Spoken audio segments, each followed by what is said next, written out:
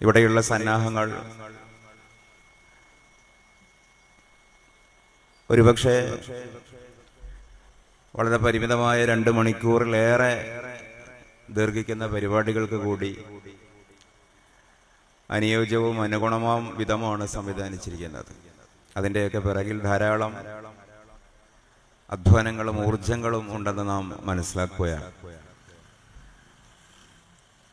അതൊക്കെയും പരിശുദ്ധ ഇസ്ലാമിൻ്റെ ഈ വിശുദ്ധ വിശ്വാസത്തിൻ്റെ ശാക്തീകരണത്തിന് വേണ്ടി നമ്മുടെ ചെറുപ്പക്കാർ ചെയ്തതാണ്. അതിൻ്റെയൊക്കെയും പ്രതിഫലം സർവശക്തനായ അള്ളാഹു അവർക്ക് പ്രദാനിക്കുകയും വിശ്വാസദാർഢ്യതയോടെയുള്ള ജീവിതവും വിശ്വാസപൂർണതയോടെയുള്ള മരണവും അള്ളാഹു അവർക്ക് പ്രദാനം ചെയ്യട്ടെ എന്ന് നാം പ്രാർത്ഥിക്കുകയും ചെയ്യുകയാണ്. പ്രധാനമായും നമ്മുടെ ഇഫ്താറിന്റെ മുമ്പ് നമ്മുടെ വിശ്വാസവുമായി ബന്ധപ്പെട്ട ചില കാര്യങ്ങൾ ആലോചിക്കുക എന്നുള്ളതാണ് സംഘാടകർ ഉദ്ദേശിച്ചത് എന്നാണ് ഞാൻ വിചാരിക്കുന്നത്. ഒരാമുഖം പറഞ്ഞതിന് ശേഷം വിശ്വാസശാസ്ത്ര സംബന്ധിയായ കാര്യങ്ങൾ ജനുവിനായി സംശയമുണ്ടെങ്കിൽ ചോദിക്കാവുന്നതാണ്.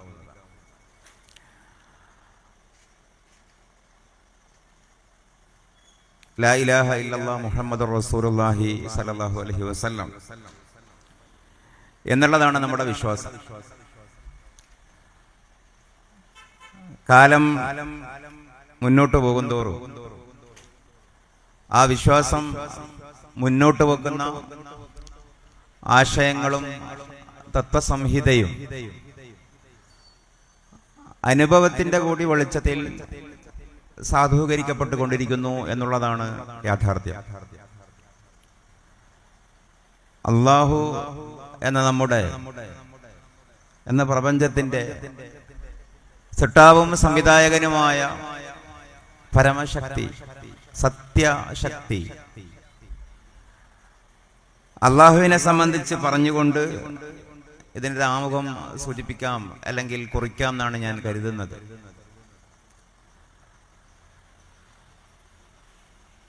ഒരു യാത്രയിൽ മംഗലാപുരത്തേക്ക് പോകുമ്പോൾ ഒരു സഹയാത്രിക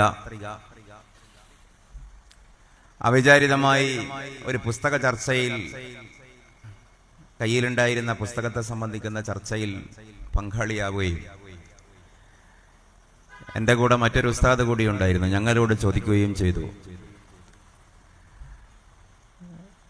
അവരൊരു മതരഹിത സമൂഹത്തിന്റെ ഭാഗമായിരുന്നു.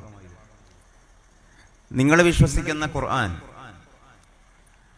അതിൽ ഇതിന് മാത്രം വലിയ അത്ഭുതമാണുള്ളത്. 7-ാം നൂറ്റാണ്ടിൽ അറേബ്യയിൽ അവതീർണമായ ഒരു ഗ്രന്ഥം കാലം കുറെ ഇപ്പുറത്തെത്തി. ഇപ്പോഴും അതിൽ തന്നെ കടിച്ചു തൂങ്ങുക, ആ ഗ്രന്ഥം തന്നെയാണ് ഈ കാലത്തെയും സമൂഹത്തെയും നയിക്കേണ്ടത് എന്ന് ശഠിക്കുക എന്നൊക്കെ പറയുന്നത് ആശയപരമായൊരു തീവ്ര നിലപാടല്ലേ? അതിന് മാത്രമുള്ള ഒരു ബൗദ്ധികമായിട്ടുള്ള സ്റ്റഫ്നെസ് എന്താണ് ഖുർആനിലുള്ളത് എന്നാണ് അവരുടെ ചോദ്യം. അതിന്റെ കൂടെ അവർ കൂട്ടിച്ചേർത്ത കുറെ കാര്യങ്ങളുണ്ട്. ലോക ക്ലാസിക്കുകളായിട്ടുള്ള കുറെ കൃതികൾ,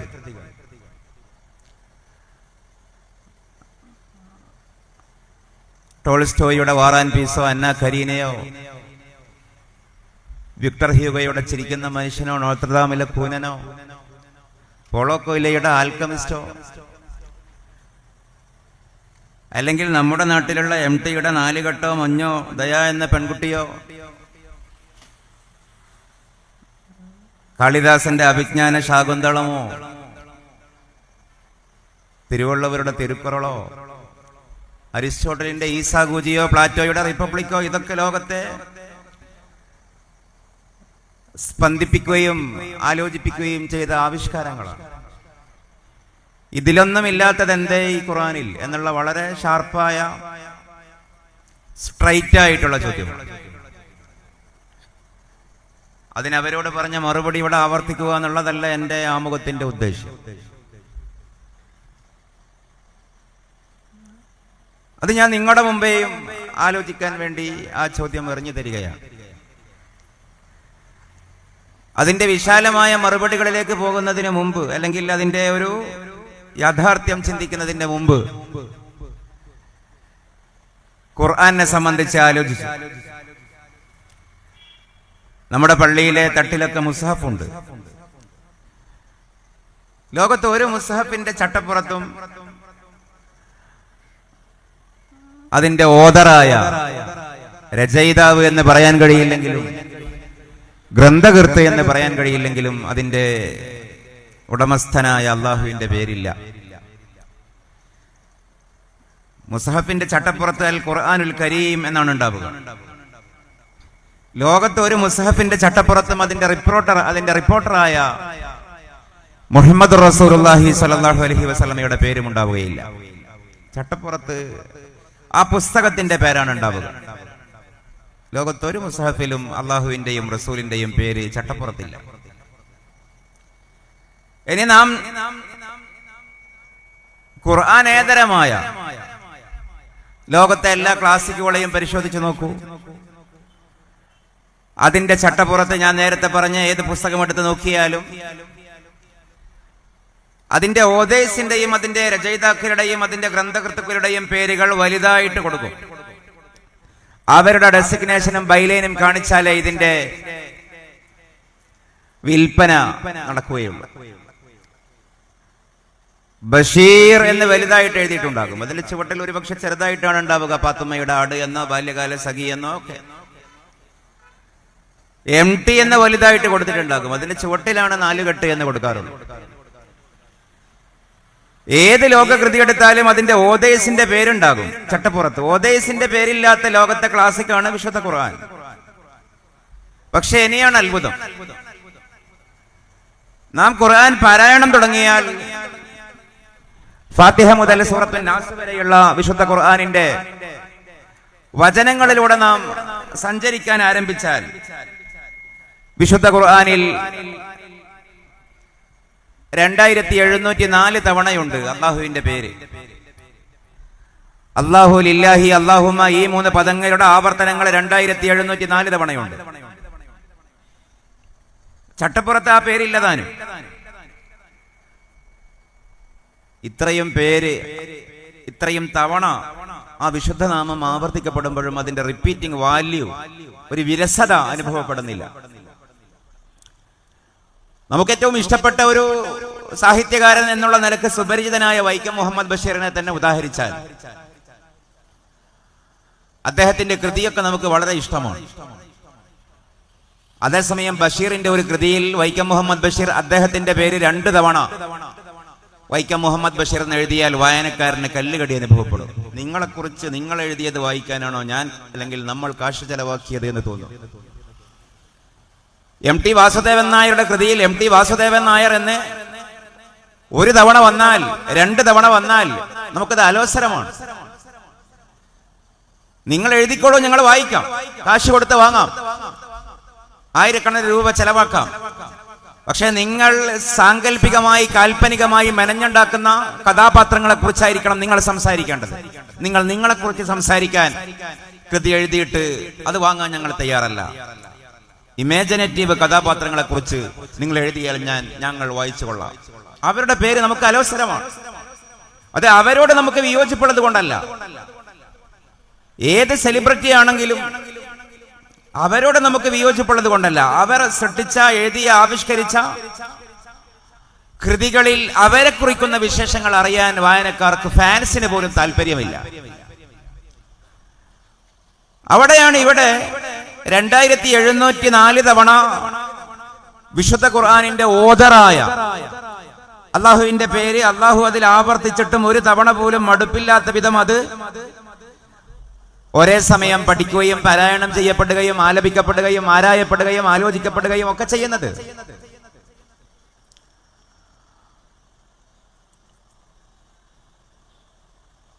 നൂറ്റി 14 സൂറത്തുകൾ എന്ന് പറയുമ്പോൾ അത് തന്നെയാണ് ആവർത്തിച്ചുകൊണ്ടിരിക്കുന്നത്. നമുക്കിഷ്ടപ്പെട്ട ഒരു സിനിമാ നടൻ, ഒരു ഫിലിം സ്റ്റാർ, അദ്ദേഹത്തിന്റെ ഏറ്റവും ഇഷ്ടപ്പെട്ട ഒരു സിനിമ ഏതാണ് എന്ന് ഒരു ചെറുപ്പക്കാരനോട് ചോദിച്ചാൽ അതിന്റെ മറുപടി കിട്ടും. പക്ഷെ ആ സിനിമ നീ എത്ര തവണ കണ്ടു എന്ന് ചോദിച്ചാൽ മാക്സിമം ഒരു തവണ രസത്തിന് കാണാം, മറ്റൊരു തവണ ഒരു ഫാനിസത്തിന്റെ പേരിലും കാണാം. ഒരിക്കൽ ഒറ്റക്ക് കണ്ടതാണ്, ഒരിക്കൽ ഒരു ചങ്ങാതിയുടെ കൂടെയും കണ്ടതാണ്. അതേ സിനിമ മൂന്നാമത് തവണ കാണുക എന്ന് പറഞ്ഞാൽ ഓക്കാനിക്കും, ഛർദിക്കും, നമുക്ക് കാണാൻ കഴിയില്ല. ഇഷ്ടപ്പെട്ട ഒരു പാട്ട്, ഇഷ്ടപ്പെട്ട ഗായകനാണ്, ഗായികയാണ്, ആ പാട്ട് തുടക്കം മുതൽ ഒടുക്കം വരെ എത്ര തവണ ആവർത്തിച്ച് കേൾക്കാൻ പറ്റുമെന്ന് ചോദിച്ചാൽ അതിന്റെ ഉത്തരവും ഇതൊക്കെ പോലെ തന്നെ. ഇഷ്ടപ്പെട്ട നോവലോ ഗദ്യമോ പദ്യമോ രാഷ്ട്രീയക്കാരന്റെ ഗിരിവാണ ഗീർവാണ പ്രസംഗമോ തഗ്ഗ ഡയലോഗുകളോ ഒന്നോ രണ്ടോ തവണ കേൾക്കാൻ കഴിയും. പിന്നെ നമുക്ക് നോക്കാനും വരും, പുച്ഛം തോന്നും ചിലതൊക്കെ. പക്ഷെ ഇവിടെ ഒരേ വിശുദ്ധ ഖുർആൻ 114 സൂറത്തുകൾ ആവർത്തിക്കപ്പെട്ട് പക്ഷെ അതിന്റെ ഇടയിൽ ഇമ്പവും കമ്പവും കൂടുന്നേ ഉള്ളൂ. അതിന്റെ ഇടയിലുള്ള മാന്ത്രിക സ്പർശം എന്താണ്? അതിന്റെ ഇടയിലുള്ള അനിതരത്വം എന്താണ്? അനന്യത എന്താണ്? ഇതിനെന്താണ് സംതിങ് സ്പെഷ്യലി അതിന്റെ ഉള്ളിൽ ഉള്ളടക്കം ചെയ്യപ്പെട്ടത് എന്ന് ചോദിച്ചാൽ ഇതിന്റെ ഉത്തരം കിട്ടില്ല. ഗദ്യമാണോ? ആണ്. പദ്യമാണോ? ആണ്. ഗദ്യമല്ല, പദ്യമല്ല. ഞാനത് ആമുഖം സൂചിപ്പിച്ചു എന്ന് മാത്രം. അല്ലാഹു എന്ന പേരുള്ള മറ്റൊരുത്തൻ ഭൂമിയിൽ ഉണ്ടാവില്ല എന്ന് വിശുദ്ധ ഖുർആൻ ഒരു വെല്ലുവിളി പോലെ പറയുന്നുണ്ട്. സൂറത്ത് മറിയം. അഊദു ബില്ലാഹി മിനശ് ശൈത്വാനിർ റജീം. ബിസ്മില്ലാഹിർ റഹ്മാനിർ റഹീം. റബ്ബസ് സമാവാതി വൽ അർളി വമാ ബൈനഹുമാ ഫഅബ്ദുഹു വസ്തബിർ ലിഇബാദതിഹി ഹൽ തഅലമു ലഹു സമീയ. വാനഭുവനങ്ങളുടെ രക്ഷിതാവാണവൻ, അതിന്റെ ഇടയിലുള്ളതിന്റെയും അതിന്റെ ഇടയിലുള്ളതിന്റെയും തമ്പുരാനാണവൻ. അവനെയാണ് അതുകൊണ്ട് ആരാധിക്കേണ്ടത്. ആരാധിക്കാൻ സഹനം പാലിക്കേണ്ടി വരും. ഇതിനുശേഷം ഖുർആൻ ലോകത്തോട് ചോദിക്കുന്നു, ഹൽ തഅലമു ലഹു സമീയ, നിങ്ങൾ ഇന്നോളം അല്ലാഹു എന്ന പേരുള്ള മറ്റൊരുത്തനെ ഭൂമിയിൽ കണ്ടിട്ടുണ്ടോ? പ്രപഞ്ചത്തിൽ കണ്ടിട്ടുണ്ടോ? ഇതിന്നുമുള്ള ഒരു സൂക്തമാണ്. അല്ലാഹു എന്ന പേരുള്ള, സമീയ് എന്ന് പറഞ്ഞാൽ സമനാമക്കാരെന്നാണ്. ഒരേ പേരുള്ള രണ്ടുപേർ, സെയിം നെയിം ഹോൾഡർ, അതാണ് സമീയ്. അല്ലാഹു എന്ന പേരുള്ള മറ്റൊരു മനുഷ്യനോ മറ്റൊരു ജീവിയോ മറ്റൊരു വസ്തുവോ ഭൂമിയിൽ ഉണ്ടാവുകയില്ല എന്ന് വിശുദ്ധ ഖുർആൻ സൂചിപ്പിക്കുകയാണ്. ഈ വചനത്തിന്റെ വ്യാഖ്യാനത്തിൽ അൽ ജാമിഉ ലി അഹ്കാമിൽ ഖുർആൻ ഇമാം ഖുർത്തുബി രേഖപ്പെടുത്തുന്നുണ്ട്, ഐലൻ യൂജദ വലം യൂജദ് അഹദുൻ സുമിയ ബിസ്മില്ലാ. അല്ലാഹു എന്ന പേരുള്ള ഒരാളും ഉണ്ടായിട്ടില്ല, ഉണ്ടാവുകയുമില്ല. അല്ലാഹു എന്ന പേരുള്ള മറ്റൊരു കക്ഷി വരൂല. ദൈവമാണെന്ന് പറഞ്ഞുകൊണ്ട് ദൈവതം ചമഞ്ഞുകൊണ്ട് വരില്ല എന്ന് മാത്രമല്ല, രേഖകളിൽ പ്രോപ്പർ നൗൺ അല്ലാഹു എന്ന് നാമകരണം ചെയ്യപ്പെട്ട മറ്റൊരു ശക്തിയോ വ്യക്തിയോ ലോകത്തുണ്ടാവുകയില്ലെന്ന് പരിശുദ്ധ ഖുർആൻ ഇന്നേ വരെ ഉണ്ടായിട്ടില്ല. ഇതൊക്കെ 10 മിനിറ്റ് കൊണ്ട് 10 സെക്കൻഡ് കൊണ്ട് മറികടക്കാവുന്ന ആയത്തുകളാണ്. പക്ഷെ അങ്ങനെ സംഭവിക്കുന്നില്ല.